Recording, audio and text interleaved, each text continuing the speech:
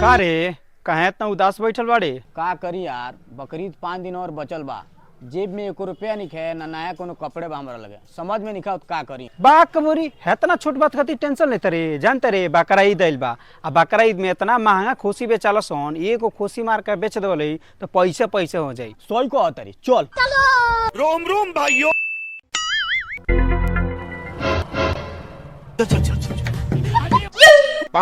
ए बाबू खोसुआ बेचाई। हाँ हाँ बचाई। लेकिन 1 सेकंड। ए बाबू गार्जियन के बा बुलावो। अच्छा आके कुर्सी पे बैठो लोग बुला के याद नहीं। और अभी तो रुको, क्लाइमैक्स अभी बाकी। लेकिन ये साला कर क्या रहा है यहाँ पे?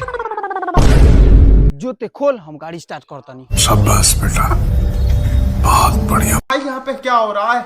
भाई यहाँ पे क्या हो रहा है भाई? रुको, पकड़ मारो जो पकड़, पकड़ ले पहन के लौड़े। रुक तेरी पहले।